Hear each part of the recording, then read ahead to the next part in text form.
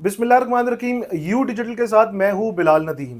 Podcaster और YouTuber Rehan Tarak के ऊपर national cyber crime investigation agency ने एक मुकदमा दर्ज किया और आज अदालत से उनकी ज़मानत मंजूर कर ली गई है। हमारे साथ उनके वकील एडवोकेट मियां दाऊद साहब मौजूद है। मियां साहब, बहुत शुक्रिया आपके कीमती वक्त का। मुझे बताइएगा क्या दलाइल दिए गए अदालत में, और इस NCCIA के जो मुकदमा था इसके ऊपर अदालत ने क्या कहा और क्या जजमेंट दी?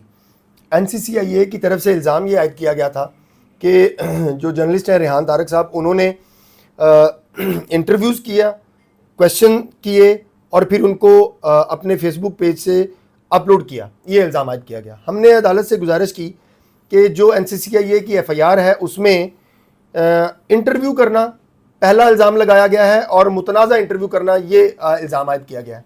हमने अदालत से गुजारिश की कि ये अक्रंस नहीं है कानून की ज़ुबान में PPC के अंदर, इसलिए ये FIR दर्ज नहीं हो सकती।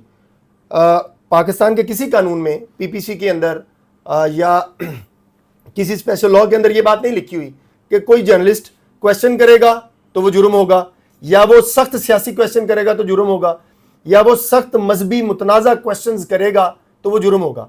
किसी स्कॉलर के साथ बैठ के इख्तलाफी गुफ्तगू करना भी कहीं जुर्म नहीं लिखा हुआ। सो हमारी गुजारिश ये है कि ये चूँकि FIR ही नहीं बनती, जुर्म ही नहीं बनता, अक्रंस ही नहीं बनता, लिहाजा मुल्ज़िम की ज़मानत जो है वो ली जाए। दूसरा इल्ज़ाम था कि अपलोडिंग, जो जहाँ से NCCIA का दायरा इख्तियार शुरू होता है, उन्होंने साथ एक सेक्शन लगाई, सेक्शन 11 हेट स्पीच की। हेट स्पीच की सेक्शन का बुनियादी जुज़ ये है कि जब कोई शख्स गैर कानूनी मवाद पीका की दफ़ा 37 के तहत दिया गया गैर कानूनी मवाद जो है वो अपने मोबाइल से अपलोड करेगा। हमने कहा कि हमने इस 6 दिन के रज़ाकाराना रिमांड के अंदर रेहान तारक साहब का मोबाइल खुद दिया, NCCIA को खोल के दिखाया कि आप मेरा एक एक फेसबुक पेज, इंस्टा पेज देख लें कि यहाँ पर कौन कौन से पेजेस हैं और क्या उनसे कोई वीडियो अपलोड हुई है या नहीं हुई, ये भी देख लें कि कोई डिलीट हुई है कि नहीं हुई। सो जब रेहान तारक साहब के मोबाइल से कोई चीज़ अपलोड ही नहीं हुई तो रेहान तारक साहब के ऊपर पीका तो नहीं लग सकता। तीसरी गुजारिश हमने अदालत से की कि इनका एतराज़ ये है कि जर्नलिस्ट ने जो क्वेश्चन करने का तरीकाकार है वो दुरुस्त नहीं था। हमने अदालत से गुजारिश की कि ये इससे बड़ा जुल्म कोई नहीं होगा कि पाकिस्तान के अंदर पाकिस्तान के सहाफ़ियों को जर्नलिज्म करने का तरीकाकार सिखाने के लिए FA BA पास पुलिस के और NCCIA के जो इंस्पेक्टर हैं उनको ये इख्तियार दे दें कि वो पाकिस्तान के सहाफ़ियों को सिखाएं कि आप ऐसे इंटरव्यू करना है, ऐसे इंटरव्यू नहीं करना। ये आज़ादी सहाफ़त के ऊपर हमला है। ये जर्नलिस्ट की अपनी सवाबदीद है, अपनी रेपुटेशन है, अपना शऊर है कि वो किस तरीके से करता है, और अगर कोई वायलेशन होगी तो वो कैमरा देखेगा।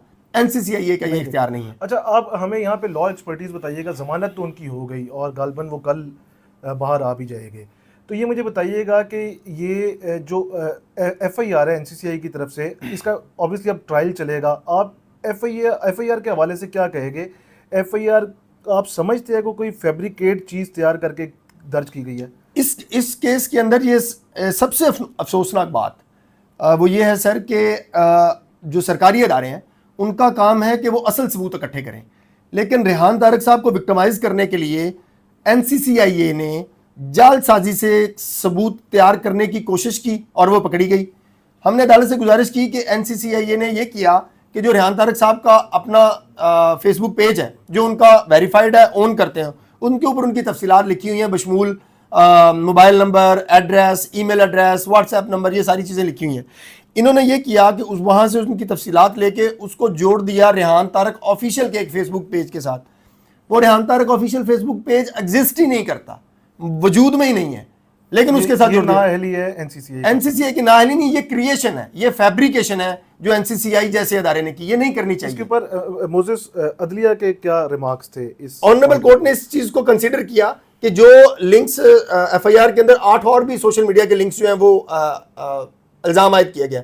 हमने अदालत से गुजारिश की कि अभी आप इनको खोल कर देख लें, आप अगर तो ये खुल जाएं तो आप रेहान तारक की ज़मानत खारिज कर दें।